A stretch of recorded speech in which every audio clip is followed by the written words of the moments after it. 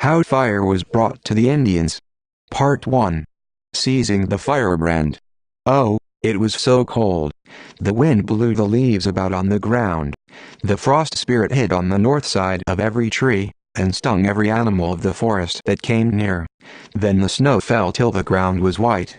Through the snowflakes one could see the sun, but the sun looked cold, for it was not a clear, bright yellow. It was almost as white as the moon. The Indians drew their cloaks more and more closely around them, for they had no fire. "How shall we get fire?" they asked, but no one answered. All the fire on earth was in the wigwam of two old women who did not like the Indians.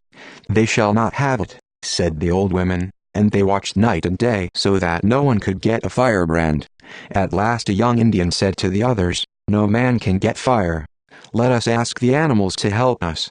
What beast or what bird can get fire when the two old women are watching it?" The others cried.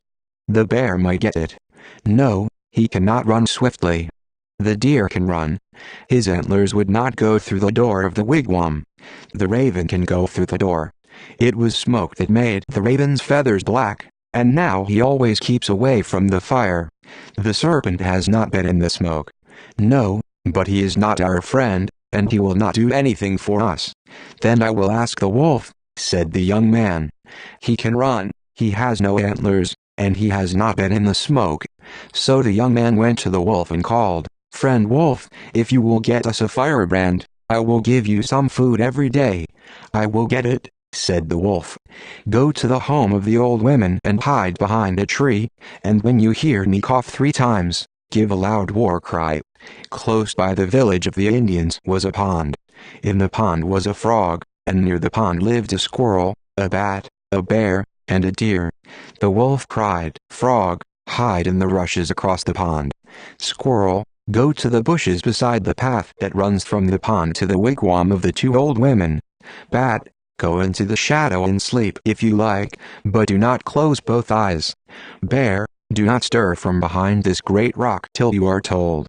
Deer, keep still as a mountain till something happens." The wolf then went to the wigwam of the two old women.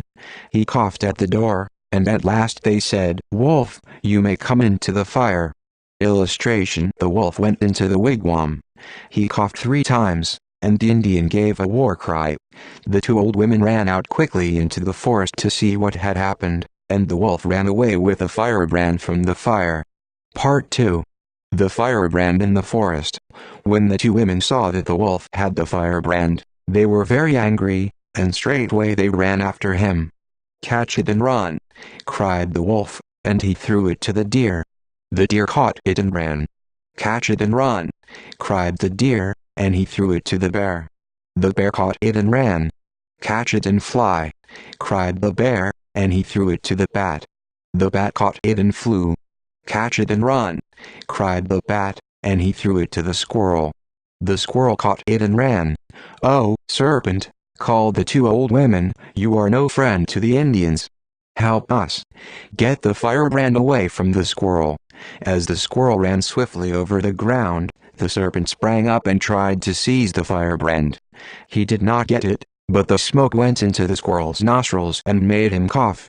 He would not let go of the firebrand, but ran and ran till he could throw it to the frog. When the frog was running away with it, then the squirrel for the first time thought of himself, and he found that his beautiful bushy tail was no longer straight, for the fire had curled it up over his back. "Do not be sorry," called the young Indian across the pond.